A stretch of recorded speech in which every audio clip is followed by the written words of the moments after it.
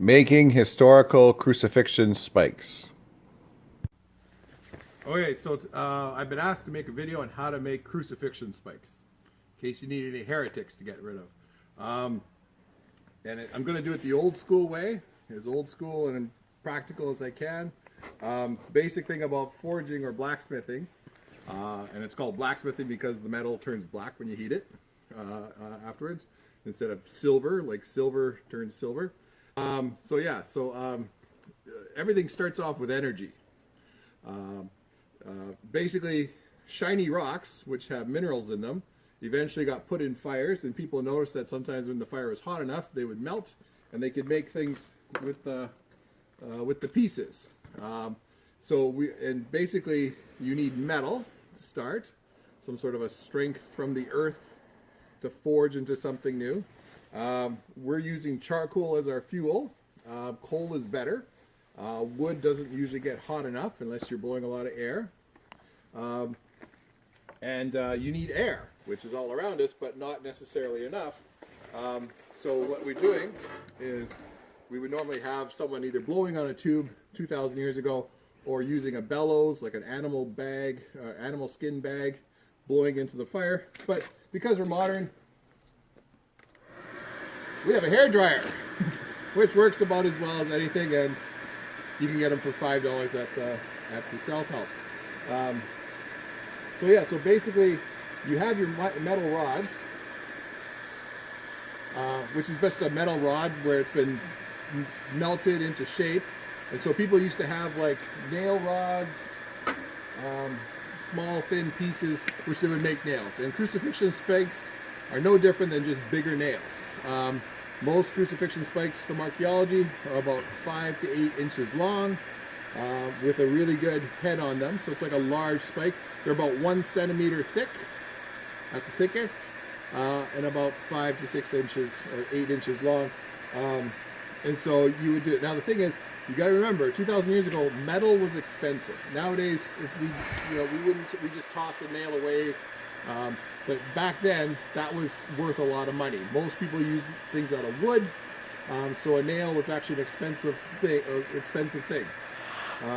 Mostly metal would be used for armor, for nails, but you would use as little as possible, hopefully wooden pegs. The thing is, basically, you need metal, something to hit it with, usually another piece of metal, something to hold it with, the tongs, and I've got rid of my regular little anvil because I'm using this little piece of railroad, just a tiny little square piece, because in the old days, most anvils are not huge unless you had a really wealthy shop or so. So what you do, and you'll notice, it's glowing, which means it's getting softer. So you know the shape you want to make it into, and you basically put a little effort into it, and you bang it until it's into the shape you want. Okay, so when you hit it until it's getting to the general shape, one technique to when you got a thick piece and you want to make it thinner is you put divots, like basically, like you pound it with the sharp part of the hammer so that it makes little dents. And the thing is that when you hit the dents with the flat part of the hammer,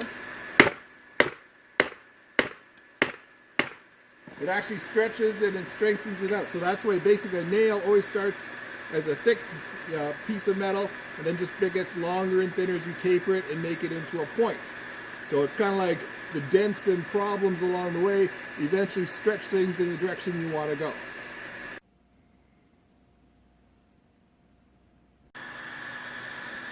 Okay, so eventually when you get it into your nail shape that you want, basically you got to put a head on it, which is, you use a nail header, which is basically a piece of metal with a hole in it that's a little too small for the spike.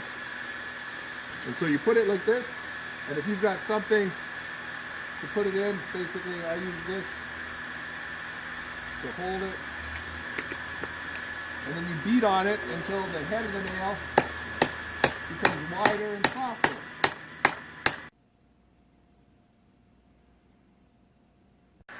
So, and after several heats, usually takes me several heats, when you make the head nice and square like that, so that way it prevents it, that's the top of the nail, so you can pull it out.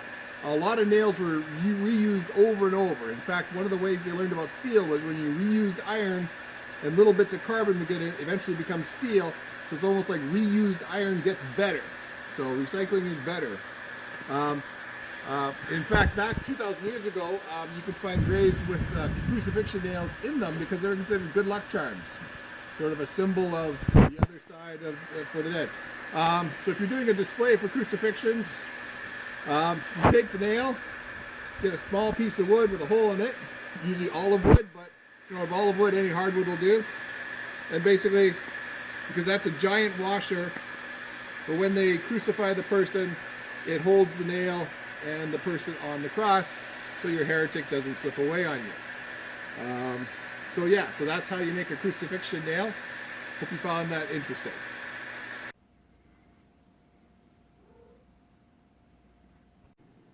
Next time we'll show you how to forge a spear to complete your crucifixion kit.